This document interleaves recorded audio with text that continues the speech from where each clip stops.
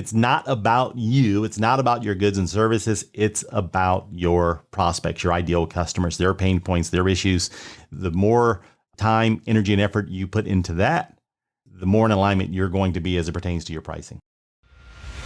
Coffee's for closers only. So we've established my proposal is sound in principle. Now we're just haggling over price. Let's see how much we're going for on eBay. It's the same as Dunkin' Donuts. Costs 15 times the price. Today's podcast is sponsored by Jennings Executive Search.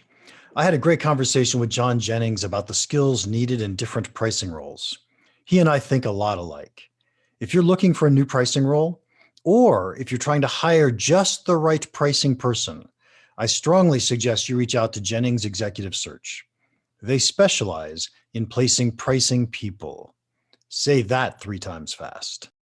Welcome to Impact Pricing, the podcast where we discuss pricing, value, and the individual relationship between them. I'm Mark Stiving. Today our guest is Stormie Andrews, and here are 3 things you want to know about Stormie before we start. He is the president of Yokel Local Internet Marketing. He hosts 2 different podcasts, Powerhouse Experts and Finances, the Other F Word. And the reason he's here today is because he is the creator of the world's best buyer persona. Welcome, Stormie. Thanks, Mark. I'm glad to be here with you. Hey, it's going to be fun. And I often find really great aha moments come when we're combining different topics. So today we're going to explore with you personas and with me pricing, and let's see what we can come up with. Absolutely. This should be a blast. Yes, I get a chance to be on lots of podcasts, and I've been looking forward to this one. So this is too cool. Good. How'd you get into personas? You know, what's interesting, it really started when I was in 3rd grade. Oddly enough, when I was a kid, my dad worked for the government, so we moved all around the country. And it wasn't until my junior and senior year in high school that I experienced what it was like to attend the same school 2 years in a row. Some school years, 2 or 3 schools, lots of moving. That's what I wanted to get to. But as we moved around the country, I moved into a wide variety of communities, a wide variety of neighborhoods. Some of the communities, education was valued, some toughness was valued. So I had to gauge who I was speaking with relatively quickly, and I thought it was a survival mechanism. So I've been paying lots of attention to people. That led to an incredible sales career because when I accidentally landed into sales, I was pretty darn good at it. Whatever company I worked at, whatever the industry was, I naturally rose to the top or became the top salesperson within the company purely because I was able to connect with people, understand their viewpoint, where they were coming from, and eventually it led to personas. So I like to say that I've been dealing with personas longer than anyone on the planet. Well, so now that makes sense because you had to read your audience really fast. And Absolutely. Who it is I'm going to talk with. But I think reading people as a salesperson is very different than sitting down and thinking about and documenting what does a persona look like. You're absolutely correct. So, and you nailed it. When I remember when I moved from sales to director of sales and marketing with the home builder that I was with. They said, Stormie, we want you to take over the marketing department because marketing and sales, you know, Stormie, it's exactly the same thing. And I'm like, oh yeah, that's exactly the same thing. And that's where my hair went gray instantaneously overnight because it's not exactly the same thing. But during that time frame when I was in the home building industry, for this particular home builder, I was responsible for all corporate training. And this turned out to be an incredible blessing because the owner of the company gave me a budget where I was able to travel the country, attend incredible seminars and training events, and do whatever I needed to as long as I could bring that whatever I learned back to the company. And that's when I got my certification in NLP, Neuro-Linguistic Programming. And that gave me lots of insights as to the whys, you know, why this is happening, where from a sales standpoint, things were happening instinctually. And once I got the knowledge behind it, I realized that, oh, okay, this makes lots of sense. I'm now understanding the why. And I started incorporating elements of NLP into my sales training. Well, then the world started going digital. And what I realized in the digital space is that websites, digital assets were lousy communicators, were lousy salespeople, because typically the person who was creating the messaging on this digital employee or this digital asset, they were lousy at doing it. So if you didn't have an extreme understanding of who your customer was, their pain points, their issues, their triggering events, you were just going to have a lousy salesperson, a lousy spokesperson, a lousy customer service person in this digital employee that's designed to represent your brand. And oftentimes it's the very first person that someone comes into contact with. So lots of trial and error, lots of diving into the psychology of the buyer, their pain points, their motivations to create far superior messaging. And fortunately, it worked out okay. Glad for you. I'm guessing that what you found is really similar to the way I think in terms of value. Because I'm always focused on how does a buyer perceive value? And I just heard you say three things that struck me as, wow, that's that. And you said, essentially, what are their pain points? I think you said aspirations and trigger events. Right. And I thought those were really interesting because each one of those I would have rephrased in my world as, how do people perceive value? What are the problems they're trying to solve? What are the results they're trying to achieve? And what caused them to realize that they had a problem in the first place? Absolutely. We're on the same page, 100% on the same page. We just phrase it a little differently. Yeah. Okay. And so now, do you do B2B or B2C or both? Both. Both. In the B2B world, I spend most of my time in the B2B world. And I think that's because B2B companies don't get value, and they really have to, because their customers can measure value in dollars. Right. Where B2C, you can't measure value in dollars. It's emotional, feeling, and content. And so let's focus a little bit on B2B, if you don't mind. Absolutely. In a B2B sale, oftentimes there's many buyers inside a customer, inside a company. Do you create different personas for each of those individual buyers or buyer types? Absolutely. And I make recommendations. If a company's going through the exercises themselves, I let them know there isn't one persona. The CFO may have different objectives than the VP of sales, who is the person who is making the initial recommendation. And if you have the exact same message, or if you created messaging for the VP of sales, that messaging isn't going to resonate, or it may not necessarily resonate with the CFO. Different objectives, different understandings, different motivations. So absolutely, I recommend multiple personas based on who is making the decision, what their motivations are, what their pain points are. So this way you can create messaging that addresses their issues, their concerns, their pain points. Nice. And so when you go to those individual personas, CFO, we'll just stick with the CFO for a second. Do you go interview a bunch of CFOs? Do you ask your clients to go interview a bunch of CFOs? And what are the types of questions that we're asking as we're talking with them?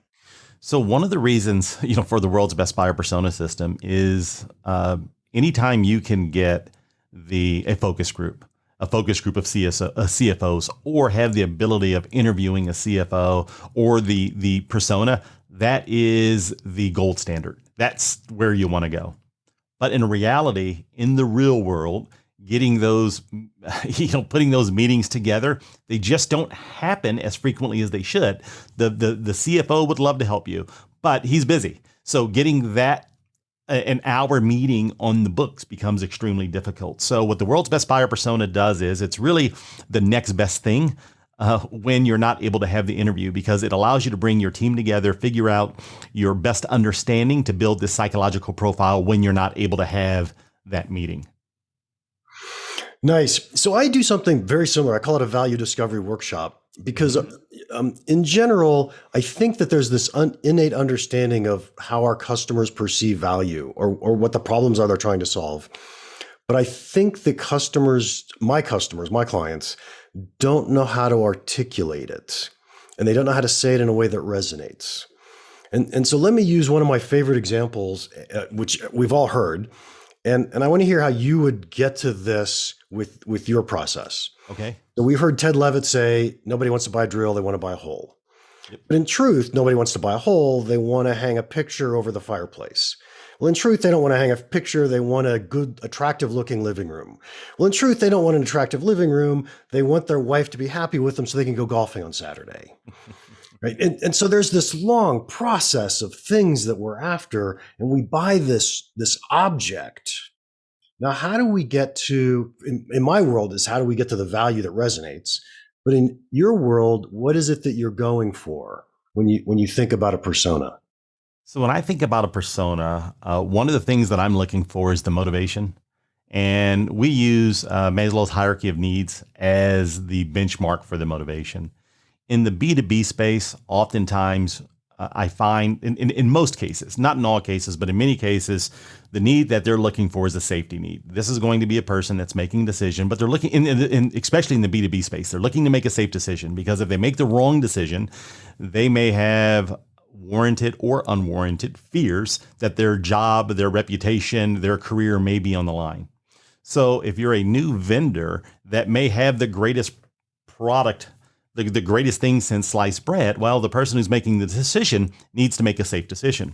So one of the things that we want to start looking for is what problems has the situation that they're in, that they currently find themselves in, what problems has that caused? We also want to understand what are their action beliefs, what are their inaction beliefs. And that's huge, because if we understand what their belief system is, right, wrong, or indifferent, but what do they believe will happen if they make the right decision, if everything turns out like unicorns and rainbows? On the other hand, what happens if they don't take action or they make the wrong decision? They go with the wrong vendor, the wrong supplier. We need to understand that belief system. We need to understand what emotions is this a type of decision that keeps them up at night? Is this a type of decision that keeps their team up at night? Because, this stuff tends to roll down heels. Those are items that we want to identify. We also want to identify noise in the marketplace. And the way I define noise is, what are they seeing as it pertains to this problem, this solution? What are they being told? What are they hearing by the half glass full and the half glass empty camp? And then what are they doing about it? There have been many instances where we will go through this exercise where companies are spending an extreme amount of money in regards to their marketing efforts.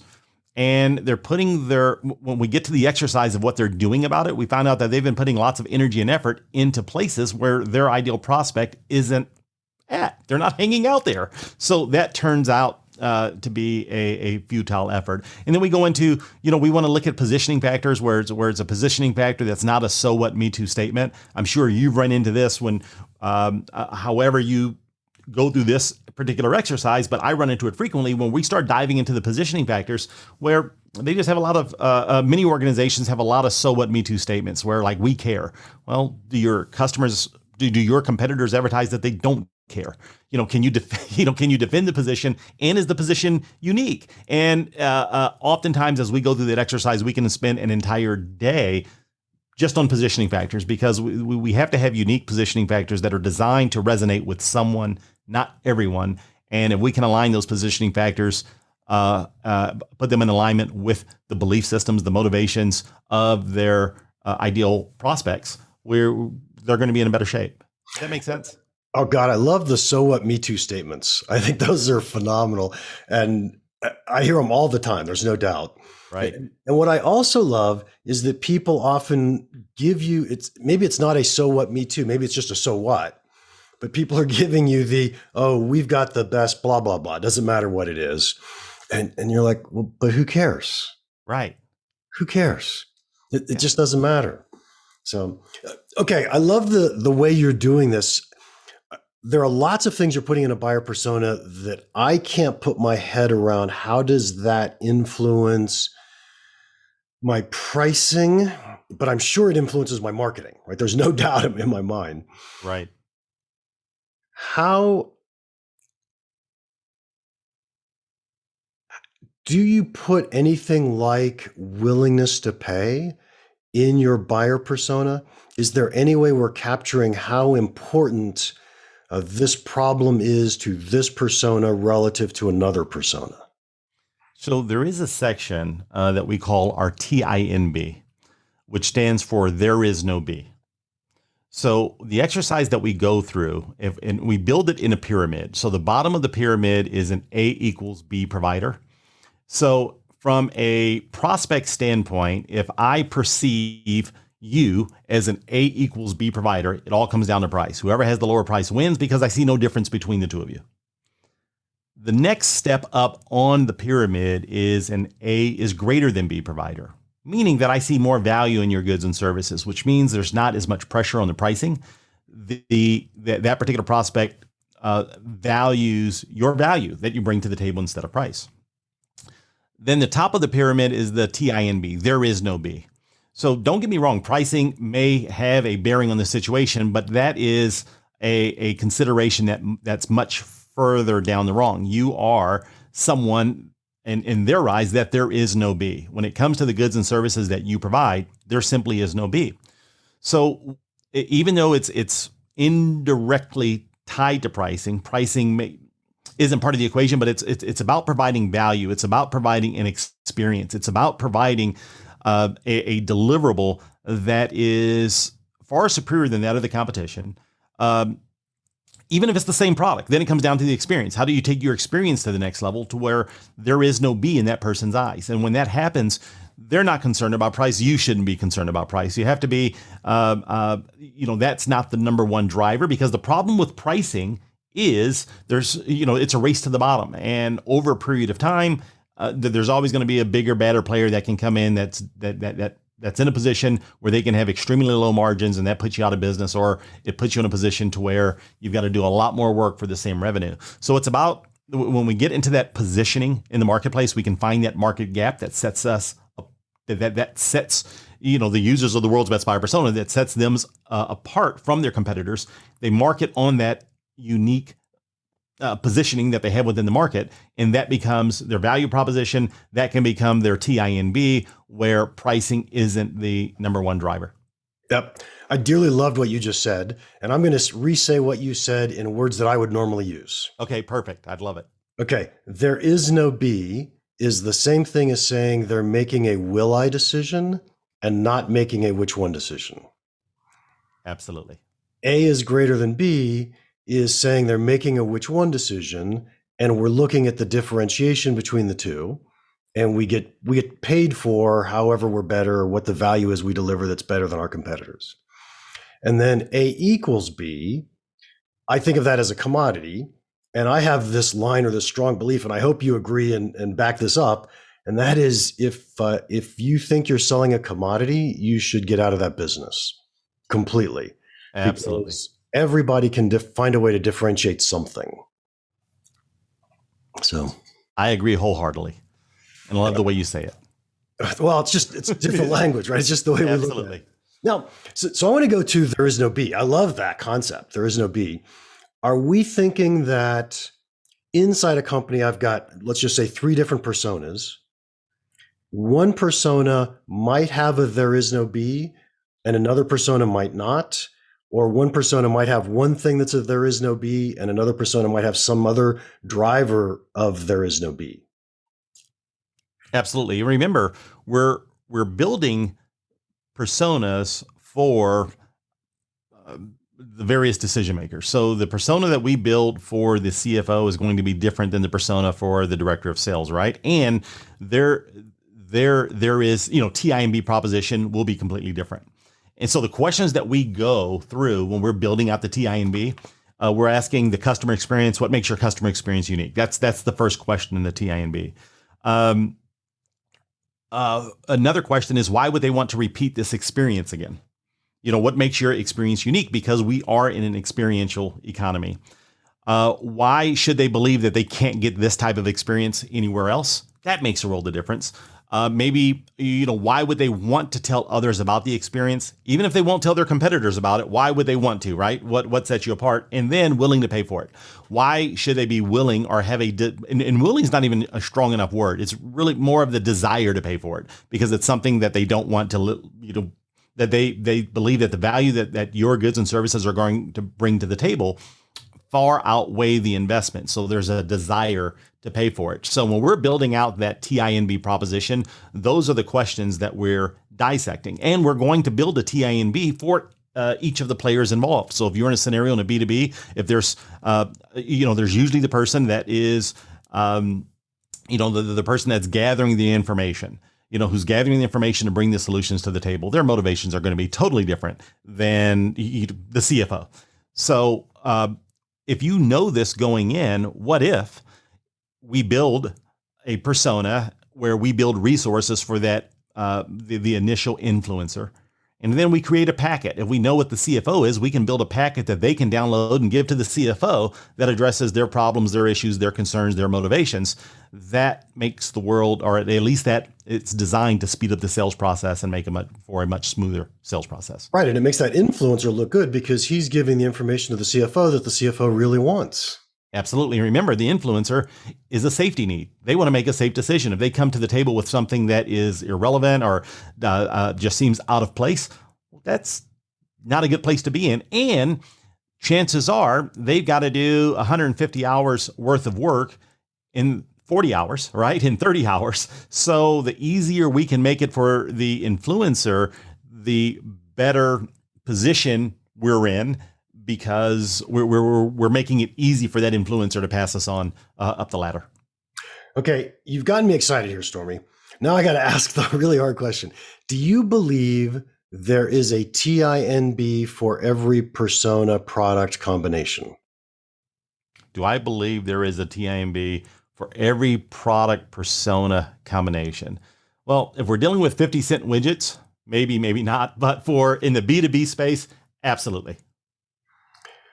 And it may be the same, depending what the situation is, but it's something that needs to be addressed. Let me put it that way. It needs to be addressed for every product, for each and every one of those scenarios. And maybe that TINB for one scenario plays into effect in the next scenario. But if you have competing product lines or product lines that are completely different, or scenarios to where the motivations are completely different, well, then there very well may need to be a new TINB. So it needs to be addressed for each persona. Okay. So I'm not sure I agree with you, but I really hope you are right. Okay. If that makes any sense. So I'm selling a piece of factory equipment, and I've got a competitor who also sells a piece of factory equipment. We'll call it bottling equipment, right? We're putting liquid into bottles, and this puts liquid into bottles. What do you think a TINB might be for a CFO? So for the CFO, we look at the CFO's motivations, right? The CFO, it comes down to the bottom line. So maybe their motivation is speed of the bottling equipment, reliability of the bottling equipment, maintenance of the bottling equipment, downtime on the bottling equipment, upgradability of the bottling equipment. And it may be different for an older CFO versus a newer CFO, because they have some experiences that are involved there where they went for the low priced version at one point, but then they got crushed as it pertained to maintenance and all the other things that are involved with manufacturing equipment. So let me pause you for a second, because I'm not sure that that's how I understood TINB to mean. So let me test this. I've got a CFO, and I walk in and I say, look, I've got the most reliable piece of equipment. And they go, well, let me look at your MTBFs, and I'm going to compare that with this other guy's MTBF. Okay. Well, now it's not a TINB. It's right. A is greater than B. Correct.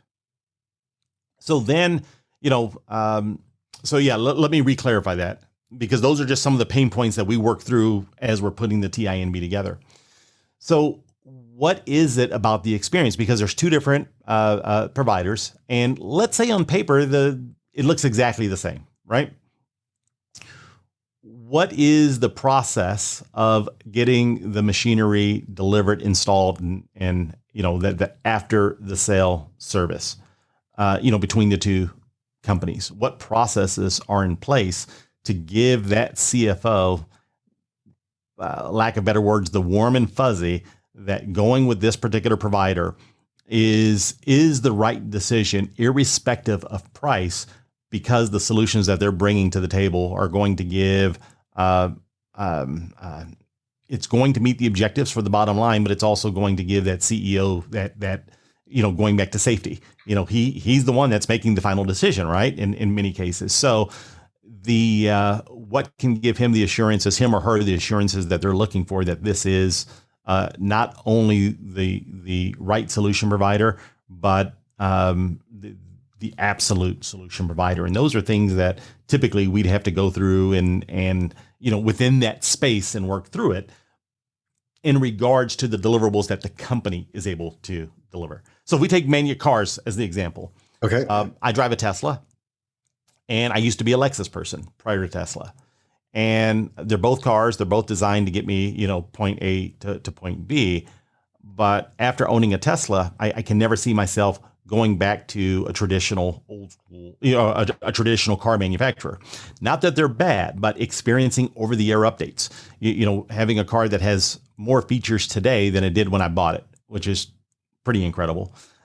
So even if, and the service has been, I've had a few service issues, and the service that I received from Tesla when the regular 12-volt battery died, the fact that I was able to text them through their app, and they were able to diagnose the problem through the app and send someone out to my home the next day the next day without me having to go anywhere.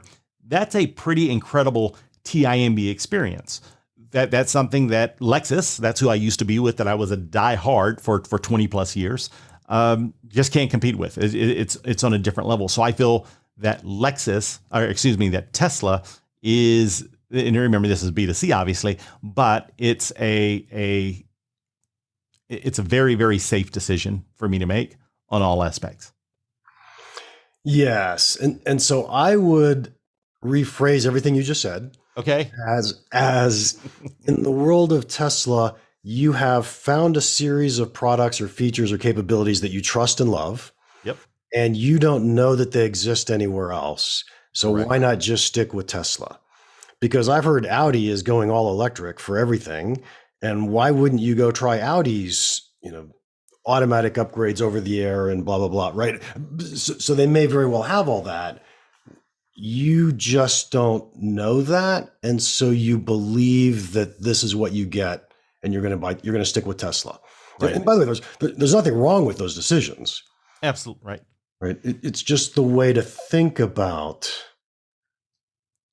in your mind, there is no B. I'm completely in agreement with that. And remember, it goes back to my, the belief systems that we addressed in the World's Best Buy Persona early on. What is the belief systems? And you just you just articulated that belief system, and that helps out tremendously as you're putting things together. But absolutely. Yeah. This is fascinating. Now, I'm going to go back and think about there is no B more, and you and I can have more conversations about this offline someday. But I'm not sure I'm with you yet. Okay, that's fine. That's fair. I'm not sure I'm with you. That's absolutely fair. I love it. Because I think a CFO, if I bring to them two choices, or if I bring to them one choice, they're going to say, "Give me the other alternatives. What else are you looking at?" And so it feels to me like there's almost always a B. But what I'm looking for are the features or capabilities that differentiate my product so much in the things that matter to that persona, to the CFO or to the director of sales or whoever it is, that they outweigh any price difference or price pressure. Absolutely. So I would still look at it as there's a B, but our differentiation value is huge. Correct. And that's what we're driving for.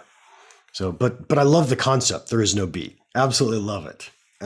So, Stormie, I think we're running out of time, but before we wrap up, I'm going to ask you the question I ask everybody. What's one piece of pricing advice you would give our listeners that you think could have a big impact on their business? Ooh, one piece of pricing advice. Well, this is something I'm sure you share with your audience, is it's not about you. So if you make it about you, you're the one buying your goods and services. So it's not about you. It's not about your goods and services. It's about your prospects, your ideal customers, their pain points, their issues. The more time, energy, and effort you put into that, the more in alignment you're going to be as it pertains to your pricing. I think that's absolutely spot on. And one of my favorite sentences to say, nobody cares about your product. Absolutely. I love saying that. Stormie, thank you so much for your time today. If anybody wants to contact you, how can they do that? Just go to outsmarttools.com. If you go to Outsmart Tools, it gives you links to everywhere that I can be found. There's also some free tools there. I've got a great tool called a marketing wheel, which is just a great self-audit that you can dive into to see where your marketing's at. But outsmarttools.com will link you to wherever you need to be linked to in regards to getting in touch with me. All right. Episode 137 is all done. Thank you so much for listening. If you enjoyed this, would you please leave us a rating and a review? Also, don't forget to check out my new book, Win, Keep, Grow, How to Price and Package to Accelerate Your Subscription Business. It's currently available on Kindle and Audible. Hard copy is going to be available at all bookstores on October 5th. But if you want an early signed copy, you can order one from our website, impactpricing.com. And finally, if you have any questions or comments about the podcast or pricing in general, feel free to email me, mark@impactpricing.com. Now, go make an impact. Thanks again to Jennings Executive Search for sponsoring our podcast. If you're looking to hire someone in pricing, I suggest you contact someone who knows pricing people. Contact Jennings Executive Search.